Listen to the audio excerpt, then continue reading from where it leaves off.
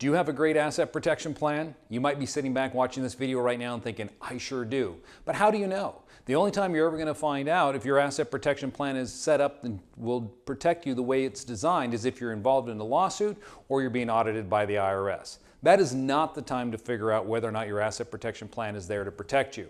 And in fact, unfortunately, most people discover that in those types of situations. There's a recent case out of California where an individual decided to go and create his own asset protection plan, what we call a do-it-yourself plan.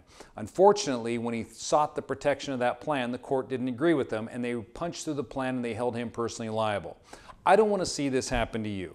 The fact of the matter is that if you're investing in real estate, you're out there, you're trying to accumulate assets. Real estate, as you know, is an inherently dangerous asset. So what we want to do at Anderson is we want to show you how to take those assets and reposition them in a manner that if something happens with your real estate, with you individually, if you're involved in a lawsuit, or if you're audited, that all of those assets are not unnecessarily put at risk. There's certain things that you can do when it comes to putting together your operating agreements, how to structure the accounts properly so you're running the money through the appropriate entity. How is your insurance set up? Because insurance is still an important part of asset protection planning. Are you insuring the right entity?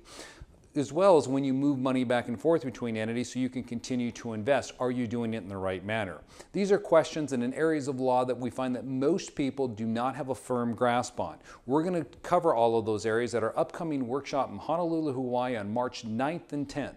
So if you feel comfortable with the way your plan is set up, no bother, you don't need to show up to this. But I guarantee you, if you do feel that you need a little additional assistance in this, heck, come join us for 2 days. You'll get myself, another attorney, and a CPA, and we're going to walk you through some of the finer topics when it comes to real estate investing from a tax and asset protection standpoint. My name is Clint Coons with Anderson Business Advisors, and I hope to see you there.